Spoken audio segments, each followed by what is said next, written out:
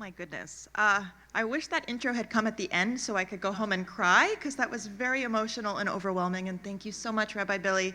Rabbi Billy is like one of the greatest storytellers of all time, and I've learned so much from him over the years. Is this okay with the mics?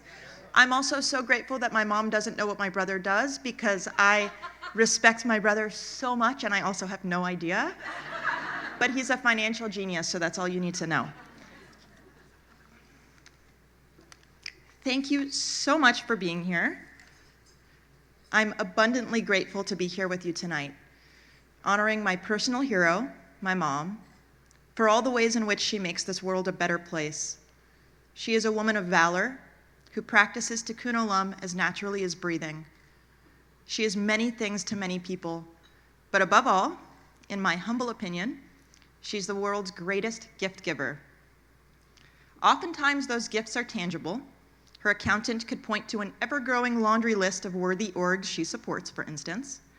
But most of her gifts are intangible: a feeling, a sense of security, a heightened perspective, of warmth, of love, of being seen. My mom gives readily and abundantly to her kids, to her grandkids, to her extended family at THA, the parents, the students, the educators, and to the community at large. Any stranger in need of kindness, the bagger at the grocery store, the mom with a screaming child, the waitress scribbling an order. I see it in my mom's every action and interaction. I see it in her every day. My mom gifts like the sun shines. No need to ask, she gives kindness everywhere it's needed. My mom's gifts are expansive and multidimensional, always reminding you that the world is more. Case in point, the Sebold Library, donated by my parents 25 years ago. Each book, its own galaxy of knowledge and adventure, all housed and held in a sanctuary of peace and solitude.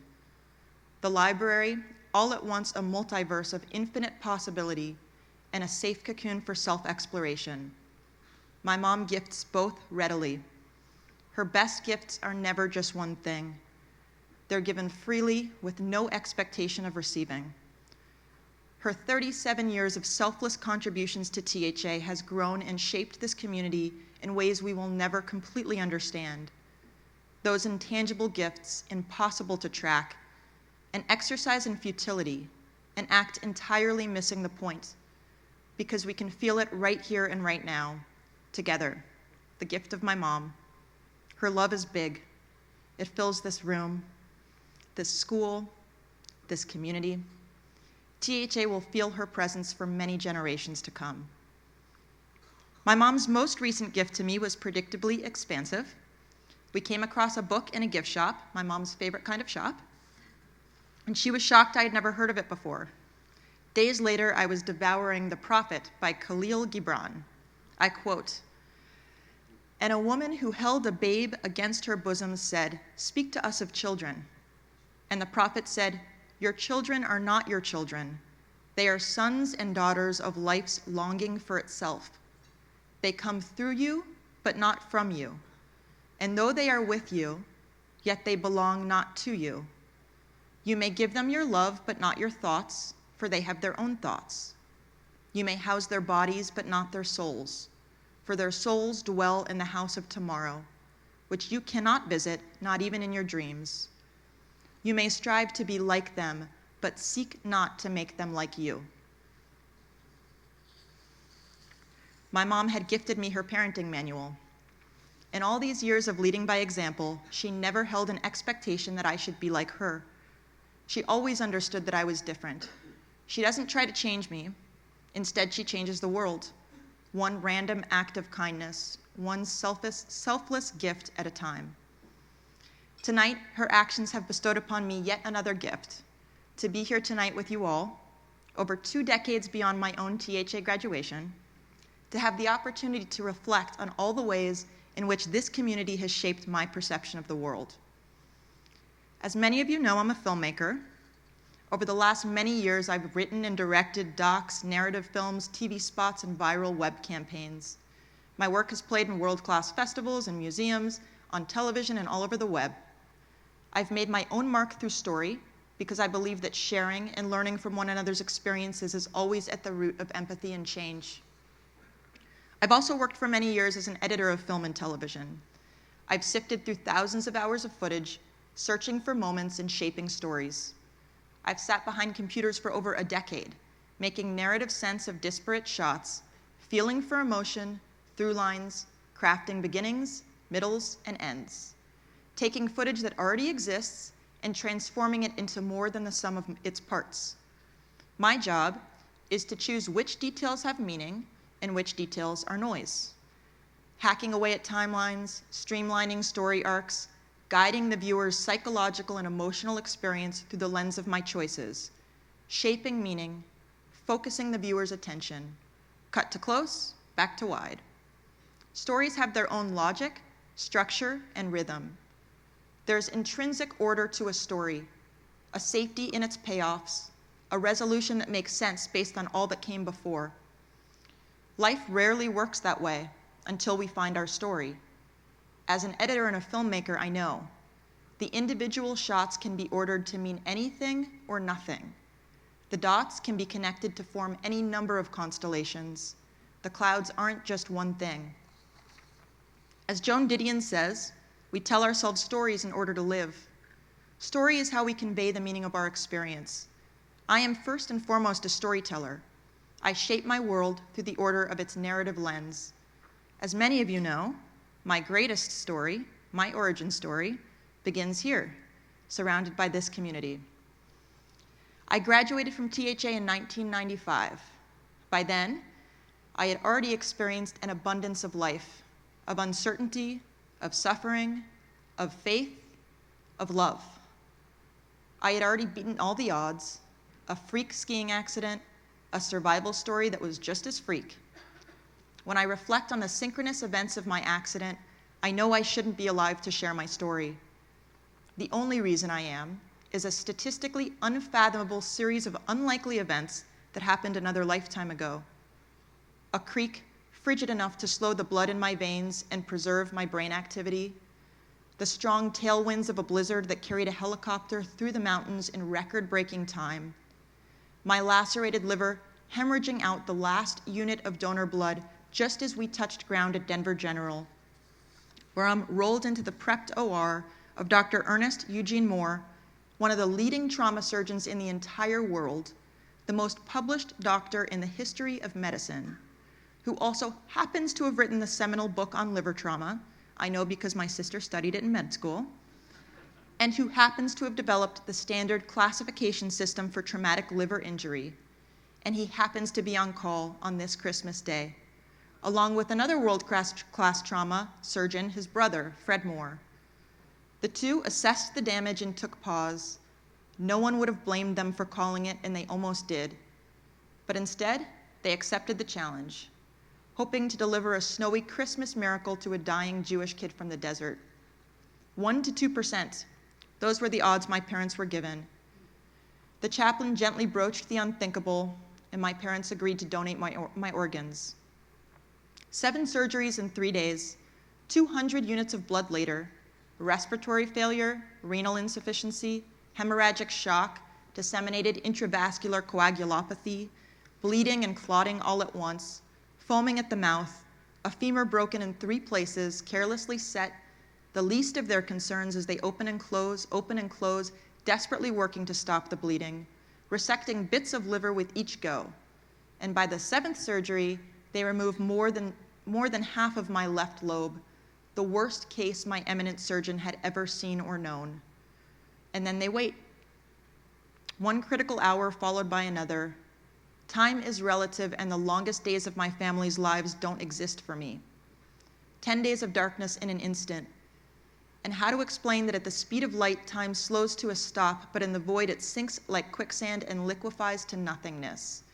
10 days and then I wake up, the same and not, me and changed.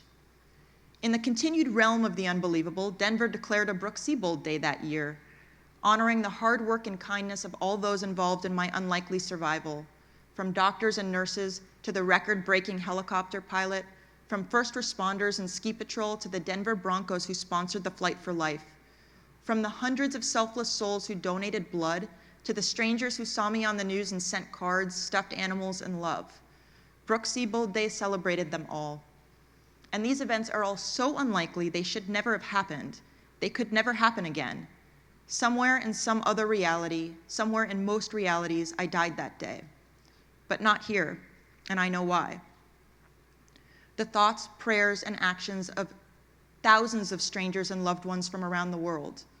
The thoughts, prayers, and actions of my community here, my THA family.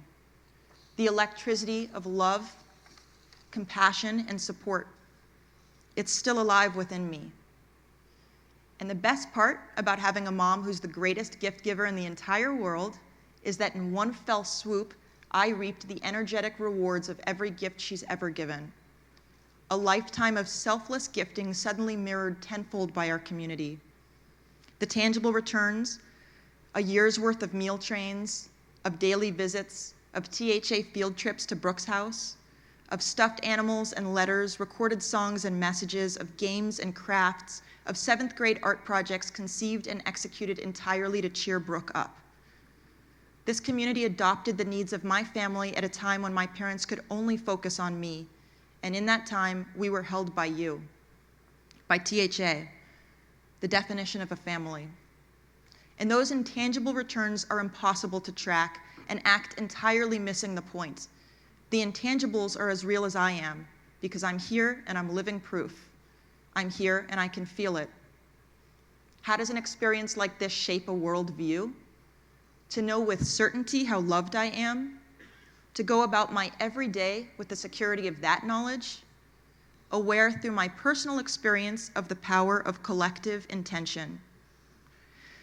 This Christmas marks 25 years since my luckiest and unluckiest day, the day of my skiing accident, a story so mythical and unlikely it smacks of grace. I believe in energy and I don't believe in coincidences. There are a million reasons why I shouldn't be here right now and only one reason why I am. What I now know, life is a finite series of feelings, thoughts, and choices. Each fleeting moment, a star in the galaxy of time. From a far enough distance and with enough perspective, these stars can take any shape we want. We draw our own constellations in this life. This is our ultimate free will. How we choose to perceive our own experiences. How we make sense of the moments we've lived. Because their meaning exists only in relation to one another. I am a storyteller, and who I am is how I connect those dots. Just like my mom's very best gifts, my stories are meant to remind you that the world is more. More than our limited experiences, more than what we can see, more than we can understand, more than we're aware of at any given moment. The world is limitless potential, and the clouds are ours for the shaping. Magic is real, and miracles are too. I know because I've experienced it. I know because I continue to experience it. My stories are my evidence, and my storytelling my gift. Through my stories, I change the world. My mom taught me to share my gifts selflessly, to practice Tikkun Olam as naturally as breathing. She never sought to make me like her, but the best parts of me already are. A couple months ago, my mom texted me a picture of a note she found filed away, dated June 1994, 5 months after my accident, midway through my year-long recovery of endless setbacks and devastations. I was still in the trenches, with steel pins drilled into my femur and plastic drains hanging from my side. Dozens of painful procedures behind me and still dozens and dozens more to go. No idea how much more surviving I still had yet to do. I was 13 years old. My mom held my hand through it all. Dear Mom, you are asleep while I am writing this. I just wanted to say I love you. You stuck by me through all the moans and groans for 5.5 months. I will never forget that. Sometimes I think my accident was a gift. It got me closer to God, Grandma, you, and all my friends and family. I've been meaning to tell you this. You're my best friend. Love always, Brooke. My mom is the greatest gift giver of all time. And outside of life itself, the greatest gift she ever gave to me is this: the ability to find the gift in everything, and I do. My accident was a gift. I knew that then, and I know that now. This community is a gift too. Thank you all for being here to honor my mom tonight. Thank you for supporting THA, for being a part of this community. So much gratitude for everyone in this room right now. Thank you for being a meaningful part of my story. Thank you for adding meaning to my life. I feel so much love. Thank you very much.